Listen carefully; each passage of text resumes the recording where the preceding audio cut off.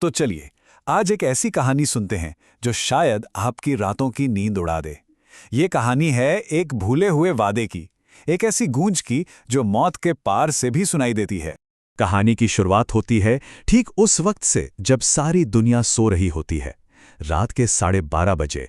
ये वो समय है जब परछाइयां लंबी हो जाती हैं और खामोशी में भी एक अजीब सा शोर होता है। तो कहानी का पहला हिस्सा है एक अकेली रात। यहाँ हम मिलते हैं राहुल से, एक नौजवान जो अपने ही घर में अपने कमरे में अकेला है और उसे घेर रही हैं कुछ अजीब सी आवाज़ें जो उसके अकेलेपन को और डरावना बना रही हैं। तो सीन कुछ ऐसा है। राहुल अपने कमरे में अकेला है, अपने मोबाइल फ़ोन में लगा हुआ। बाहर हल्की हल्की हवा चल रही है और खिड़की से एक अजीब सी टक-टक की आवाज़ आ रही है। सब कुछ बिल्कुल नॉर्मल लग रहा है ना?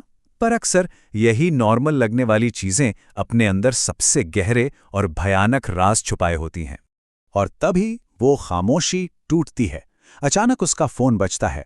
बस यही वो एक पल है जिसके बाद सब कुछ बदलने वाला है। वो फ़ोन उठाता है और स्क्रीन पर बस 2 शब्द दिखते हैं जो किसी के भी दिल में खौफ पैदा करने के लिए काफ़ी हैं। Unknown number. तो चलिए अब कहानी के अगले हिस्से में चलते हैं। वो अनजान फ़ोन कॉल। राहुल का दिल जोरों से धड़कने लगता है। वो सोचता है इस वक्त कौन हो सकता है। उसकी हिचकिचाहट, वो डर साफ महसूस होता है क्योंकि उसे नहीं पता कि फोन के दूसरी तरफ आखिर कौन है। वो हिम्मत करके फोन उठाता है और दूसरी तरफ से एक बहुत ही धीमी, ठंडी सी आवाज आती है। ऐसी आवाज जो शायद कब्र से लौट कर आई है, सिर्फ उसे परेशान करने के लिए। आवाज कहती है, मैं नेहा। बस एक नाम, लेकिन ये नाम एक बहुत ही गहरे और काले राज की चाबी है। और ये राज सब कुछ बदल कर रख देता है, क्योंकि ये वही नेहा है जो 2 साल पहले एक एक्सीडेंट में मर चुकी थी। तो ये सिर्फ एक भूत की कहानी नहीं है। नहीं, ये एक बदले की कहानी है और ये कॉल किसी दूसरी दुनिया से आई है। राहुल के दिमाग में तो जैसे एक तूफान चल रहा है, शक, डर। तभी दूसरी तरफ से आवाज उसके सबसे बड़े डर को सच साबित कर देती है। सोचकर देखिए उस खौफ को जिसने उस पल राहुल को जकड़ लिया होगा। तो अब कहानी उस मोड़ पर आ गई है जहां डर सिर्फ एक एहसास नहीं है, वो हकीकत बनकर दरवाजे पर दस्तक दे रहा है। राहुल घबराकर फोन काट देता है।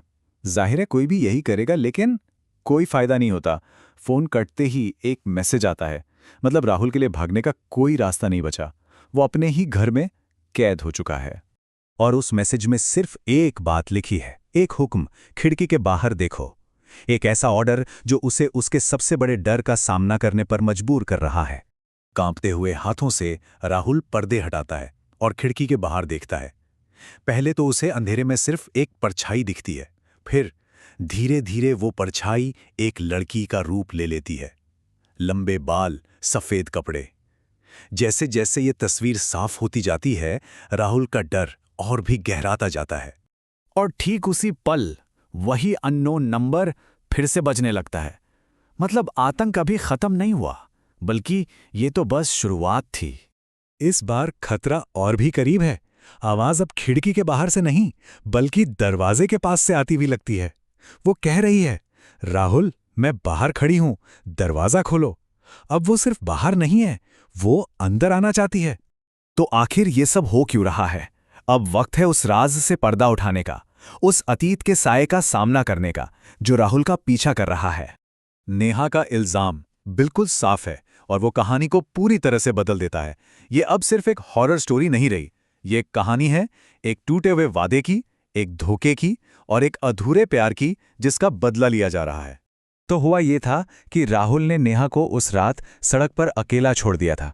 वो अकेली थी और उसी रात एक एक्सीडेंट में उसकी मौत हो गई।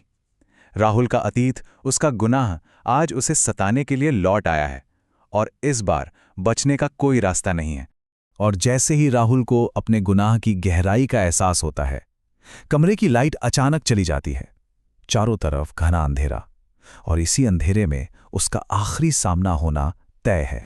घबराहट में वो अपने फोन की टॉर्च ऑन करता है और जैसे ही वो टॉर्च घुमाता है, नेहा ठीक उसके पीछे खड़ी होती है। और इसी के साथ हम पहुंचते हैं कहानी के अंजाम पर, वो आखिरी संदेश जो सब कुछ कह जाता है। अगली सुबह जब दरवाजा तोड़ा जाता है तो राहुल अपने कमरे में मरा हुआ मिलता है। उसके हाथ में उसका फोन है और स्क्रीन पर बस एक मैसेज है, अब तुम मुझे कभी नहीं छोड़ पाओगे। एक वादा जो मौत के बाद पूरा हुआ। तो सवाल यह है कि क्या हमारा अतीत वाकई कभी मरता है, या वो हमेशा साए की तरह हमारे साथ रहता है, बस सही मौके का इंतजार करता हुआ।